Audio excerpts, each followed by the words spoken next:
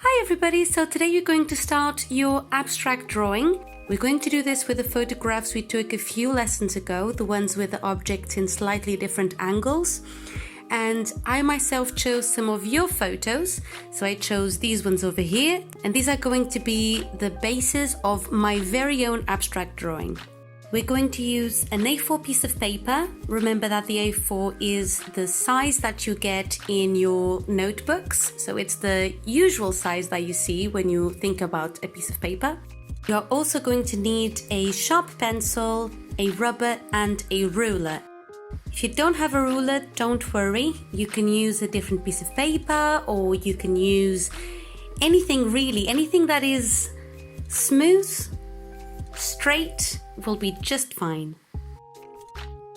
So I myself am going to use a piece of paper because I don't have a ruler handy. I am going to grab my paper, I'm going to grab my sharp pencil, and I'm going to do some lines.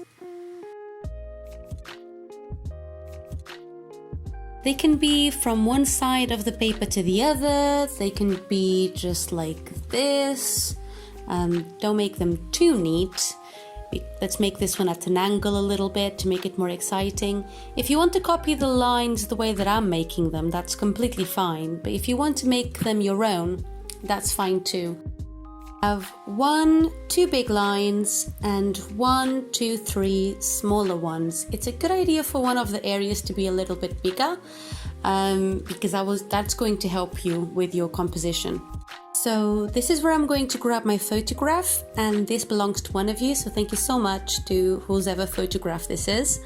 Start by thinking about what are the main elements in your photographs. Are there any shapes that you can see all the time that could look really interesting in a composition?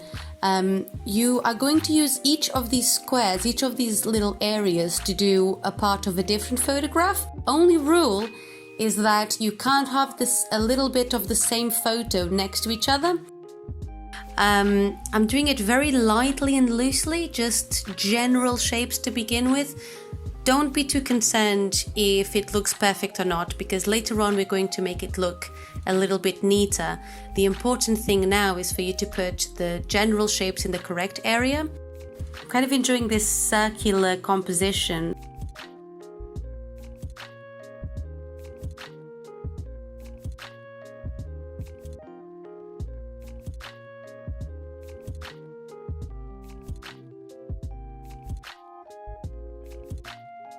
So we're going to make it nice and neat now, and for that we're going to need the side of a rubber.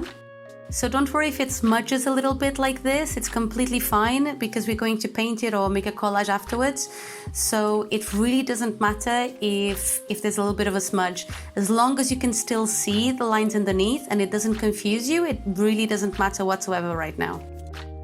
This is actually one of the very first tasks where I'm going to ask you to think more like an artist and make some decisions that are not necessarily rules or things that I'm going to tell you to do. It's more about you looking at the image and thinking about how it looks and whether you think it's aesthetically pleasing or if it's as dynamic and exciting as you want it to be.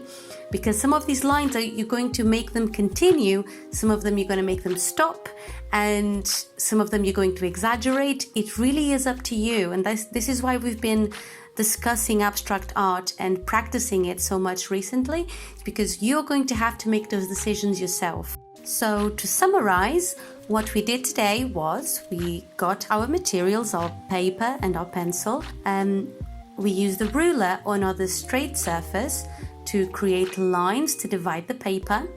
We used at least 3 of our photographs that we took, that you can find in our drive, from the same objects but in different perspectives.